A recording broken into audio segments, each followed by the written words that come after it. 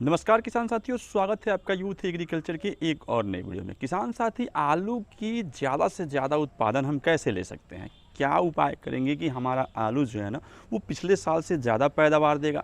अब आलू की जो पैदावार है ना वो कई चीज़ों पे डिपेंड करती है, जैसे कि हमने खेत की तैयारी कैसे की, मिट्टी में कौन से खाद डाले। दूसरी सबसे महत्वपूर्ण जो रोल निभाती है वो हमारी प्राकृतिक है, कैसा जलवायु रहेगा, किस तरीके से मौसम रहेगा और किस वैरायटी का हमने चयन किया है। अब प्राकृतिक तो हमारे बस में है नहीं। प्राकृतिक आमतौर पे आलू के सीज़न में लगभग एक ही समान बिहेव करती है, लेकिन कभी कभी कड़ाके की ठंड पड़ जाती है और कभी थोड़ी सी ठंड के महीने में भी उमस की मात्रा ज़्यादा होती है। कभी बारिश और ओले भी पड़ जाते हैं ठंड में। ये हमारे हाथ में नहीं है, लेकिन जो हमारे हाथों में है वो तो हम कर सकते हैं। मिट्टी की तैयारी तो हम बेहतर ढंग से कर सकते हैं। अब आलू की उत्पादन, चाहे जितने भी नीचे बैठने वाले कंद सब्जियां होती हैं, उसका उत्पादन तभी बढ़िया हो पाता है ना जब हम मिट्टी की तैयारी बेहतर ढंग से करते हैं। यानी कि जो उसको नीड है, जो उसकी ज़रूरत है, उस हिसाब से हम खाद खली का प्रयोग मिट्टी में करते हैं तो उसका उत्पादन बेहतर होता है। आलू की अगर पैदावार की बात करें ना तो आलू एकड़ में 10 टन तक पैदावार देता है औसतन। लेकिन अब कुछ नई तकनीक, नई वैरायटियाँ आई है, इसकी मदद से किसान बंधु एकड़ में 200 क्विंटल से भी ज़्यादा आलू का उत्पादन ले रहे हैं। कई जगह पे ऐसे देखने को मिला है। लेकिन फिलहाल हम अपने आलू की खेती में नॉर्मल तरीके से खेती करके पैदावार ज़्यादा से ज़्यादा कैसे बढ़ा सकते हैं, अब कौन कौन से खाद हम बेसल डोजेज में प्रयोग करेंगे कि हमारा आलू का उत्पादन जो है वो अच्छा हो सकता है। किसान बंधु, आलू की खेती के लिए ना मिट्टी की अच्छी तरीके से तैयारी बेहद ज़रूरी है। सबसे पहले तो जुताई से पहले इसमें आपको सड़ी हुई गोबर ज़रूर डालनी है। आप चाहे दूसरी खेती कर रहे हो उसमें सड़ी हुई गोबर दें या ना दें, लेकिन आलू की खेती में ये एकदम इम्पॉर्टेंट है कि आपको सड़ी हुई गोबर डालनी है। डीएपी की मात्रा भी आपको थोड़ी बढ़ा करके देनी है, जो कि आप अन्य फसलों में एकड़ में 45 केजी 50 केजी देते हैं। यहाँ पे आपको 80 से 90 केजी तक डीएपी एकड़ में डालनी ज़रूरी होती है। एमओपी की मात्रा, चूँकि पोटेशियम ही जो आलू की साइज़ होती है उसको बढ़ाने में अहम रोल निभाता है, दाने तैयार करता है, जो उसका स्वाद है उसमें काफ़ी अहम रोल निभाता है। साथ ही मिट्टी की जो भुरभुरापन है ना उसको भी बरकरार रखता है, मिट्टी को सॉफ्ट रखने का काम करता है पोटेशियम। तो इसको भी आपको एकड़ में 40 से 45 केजी ज़रूर डालना चाहिए। डीएपी और पोटेशियम के अलावा ना जो कीड़े मारने की दवा आती है, जैसे क्लोरोपाइरीफॉस हो गया या फिर फिप्रोनिल हो गया, इसकी मात्रा हमें एकड़ में 4 से 5 केजी ज़रूर डाल देनी है।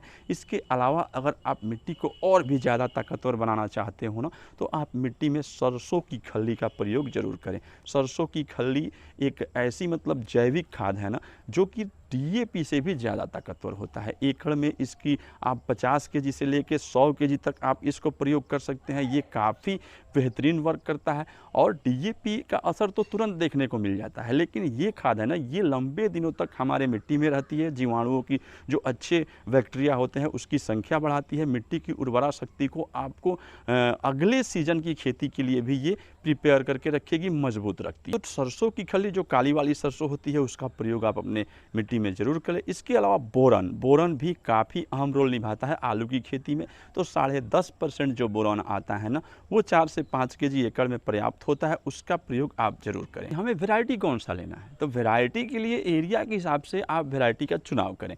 हर एरिया में अलग अलग आलू की डिमांड होती है। आजकल तो कई प्रकार की नई किस्में आ गई है, काले आलू की कई सारी वैरायटियाँ आ गई है।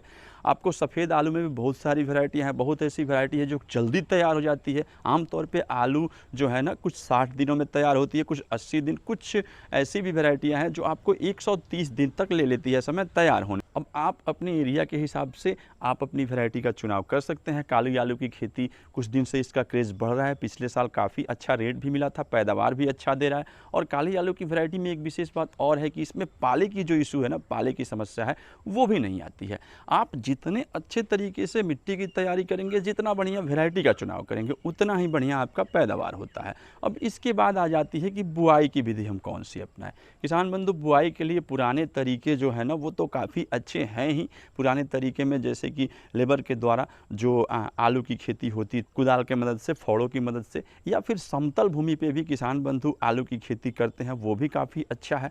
आजकल जो आलू बोने वाली मशीन होती है, जो ट्रैक्टर से बुआई हो रही है, उसमें भी पैदावार पैदावार काफ़ी बढ़िया हो रहा है। अब ये डिपेंड करता है आपके ऊपर, अगर आप सक्षम हैं कि लेबर द्वारा हम बुआई करवा सकते हैं तो वैसे करवाएं। अगर आपको आलू में मक्का की इंटरक्रॉपिंग करनी है ना, तो मैं सजेस्ट करूंगा कि आप ट्रैक्टर द्वारा जो आलू बोने वाली मशीन है उसी से लगाएं, क्योंकि उसमें जो बेड होता है, जो क्यारियाँ होती है, वो थोड़ी चौड़ी होती है और हमें दोबारा मिट्टी चढ़ाने की भी आवश्यकता नहीं पड़ती और उतना स्पेस मिल जाता है कि उसमें हम मक्का अगर लगाएंगे तो हमारी मक्का की फसल भी शानदार होगी।